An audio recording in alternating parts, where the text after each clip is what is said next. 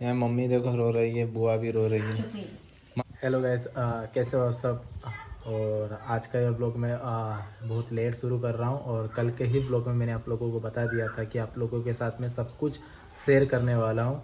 तो आप लोगों से भी मेरी रिक्वेस्ट है कि प्लीज़ इस वीडियो को पूरा ज़रूर देखना, उसके बाद ही कोई कमेंट करना। वरना कुछ लोग ऐसे होते हैं कि बिना सोचे समझे ही कुछ ना कुछ बोलते रहते हैं। जब पूरी बात अगर पता ही नहीं हो ना तो कुछ भी नहीं बोलना चाहिए, इससे किसी को बहुत प्रॉब्लम हो सकती है। तो मेरी यही रिक्वेस्ट है कि आप इस वीडियो को पूरा ज़रूर देखें और अच्छे से हमारी बात समझें, उसके बाद ही अपना कोई फैसला सुनाना। आगे कुछ बताने से पहले एक पुराना क्लिप है मेरे पास, आप वो भी देख लो। तो अभी देखो हमारी बुआ जी आ गए हैं। क्या हाल चाल? सब बढ़िया बढ़िया। और इधर दीदी भी आ गए। दीदी क्या हाल चाल? बढ़िया से। और मम्मी तो अभी बर्तन ही साफ कर रहे थे। देखो ये होने लगाने वाला था ना, दीदी आएगी।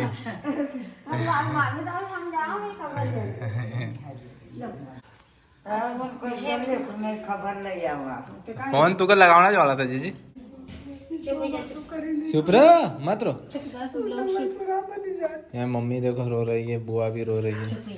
मत रो। बस चुप हो जा, मत रो।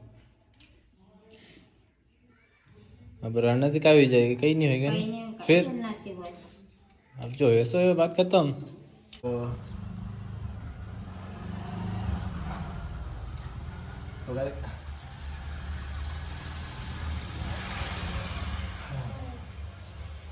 तो गाइस जैसे कि कल के ब्लॉग में आप लोगों को बता दिया था कि अब आप लोगों को मैं आप लोगों के साथ सब कुछ शेयर कर दूंगा। देखो वैसे भी जो भी हुआ है वो आज नहीं तो कल वैसे भी सबको पता चल ही जाएगा। बट हम लोग सोच रहे थे कि ऐसे सोशल मीडिया पे ऐसा कुछ नहीं शेयर करते हैं, जो भी है घर की बात घर में ही रहेगी। लेकिन बहुत ज़्यादा लोगों ने परेशान किया, बहुत गलत कमेंट करे, मेरे लिए बहुत गंदी गंदी बातें बोली कि मतलब मैंने ऐसा कर दिया है, मैंने वैसा कर दिया है। पिछले व्लॉग में भी आप लोगों को बताया। वैसे भी मुझे अभी कुछ समझ में भी नहीं आ रहा है कि मैं कैसे क्या बताऊँ। हमको वैसे तो आप लोगों ने हमारी पूरी फैमिली को देखा हुआ है कि हम कैसे क्या है, अब हमको देखते यार आप लोगों को सब कुछ पता ही है। और दीदी ने खुद अपनी लाइफ के बारे में आप लोगों के साथ सब कुछ शेयर करा था, उनको अपनी लाइफ में आगे क्या करना है और क्या नहीं करना है।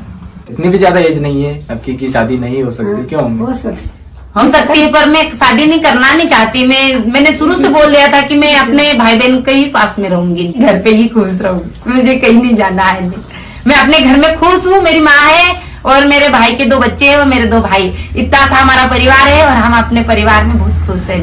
पर मैं अब कहीं जाना नहीं चाहती हूँ। मेन बात ये है कि दीदी ने शादी कर ली है। प्रॉब्लम ये नहीं है कि दीदी ने शादी कर ली, मेन प्रॉब्लम ये है कि उन्होंने अपनी लाइफ ही खराब कर ली। हम तो पहले से दीदी को बोलते आ रहे थे कि हम आपकी शादी करेंगे, अच्छा सा लड़का देखेंगे, अच्छे से शादी कर देंगे। हम लोग पहले से बोलते आ रहे थे, लेकिन वो खुद ही बोल रहे थे कि उनको शादी नहीं करनी, वो हमारे साथ ही रहना चाहते हैं।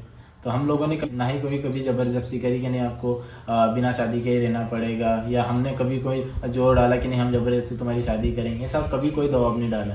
और उन्होंने खुद अपनी लाइफ स्टोरी आप लोगों के साथ भी शेयर करी थी। आप में से काफ़ी सारे लोगों ने देखा था। उन्होंने खुद बोला था कि मैं कहीं नहीं जाऊँगी, घर पर ही रहूँगी।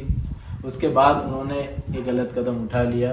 फैमिली को कोई प्रॉब्लम नहीं होती अगर लड़का लड़की भागकर भी शादी करते हैं ना। अगर लड़का अच्छा होता है ना तो फैमिली को कोई प्रॉब्लम नहीं होती, चाहे वो कोई भी कास्ट का हो, चाहे उसके घर 2 वक्त की रोटी नहीं मिलती हो, लेकिन अगर वो इंसान अच्छा हो ना कोई प्रॉब्लम नहीं होती। और ऐसे ही हमारी सोच भी है, हमको भी कोई प्रॉब्लम नहीं होती अगर वो इंसान अच्छा हो तो। बट पता नहीं दीदी को क्या हो गया, ऐसा सोचा भी नहीं था हम लोगों ने कि मतलब वो ऐसा कर सकते हैं, कभी नहीं सोचा था। और फिर ये सब हो गया और अचानक से कैसे कि आप लोगों के साथ ये सब शेयर करें। और हमको तो अब कुछ भी नहीं पता है कहाँ है, क्या हो रहा है, कुछ भी नहीं पता है। दीदी एक ऐसे इंसान के साथ भी है जिनके साथ उनका कोई फ्यूचर ही नहीं है। अगर उस लड़के में कोई खराबी नहीं रहती, अगर अच्छा होता, अगर उसके बाद मैं बोल रहा हूँ ना अगर कुछ खाने को भी नहीं रहता तो मुझे कोई दिक्कत नहीं होती। जो भी फैसला लिया उन्होंने अपनी लाइफ का बहुत गलत फैसला लिया, और उनके एक फैसले से कई लोगों की लाइफ खराब हो गई है। जिस दिन मतलब गए थे उस दिन मतलब पूरी फैमिली की हालत इतनी ख़राब हो गई थी ना, कमल तो 10-15 दिन से घर से बाहर ही नहीं निकला था। और मम्मी का तो रोना ही सब चल रहा था। पापा और भैया के जाने के बाद हम पूरी फैमिली हमेशा मिलजुल कर ही रही है। और मैं ऐसा नहीं बोल रहा हूँ कि भागकर कभी अगर शादी वगैरह करते तो वो गलत है। अगर मैं भी रहता, अगर आज मुझे भी ऐसा कदम उठाना पड़ता, अगर मुझे कोई लड़की पसंद है, अगर उनके घर वाले अगर मान नहीं रहे और अगर मुझे भी अगर भागकर शादी करनी पड़े तो मैं भी कर सकता हूँ। लेकिन वहाँ पर बात ये है कि मैं उस काबिल हूँ कि लड़की के फैमिली वाले आगे चल के वो मान भी जाएंगे। लेकिन जहाँ दीदी ने करी है वहाँ ऐसा कोई चांस ही नहीं है मानने का, क्योंकि वो इंसान उस लायक ही नहीं है कि फैमिली माने। ये देखो जैसे दीदी गए ना, उसके बाद से हमने ऐसा कुछ नहीं करा कि उनको ढूंढ के लाया, जबरदस्ती लेके आ गए, जहाँ गए वहाँ से लेके आ गए, उन पर दबाव डाला, ऐसा हम लोगों ने कुछ भी नहीं करा।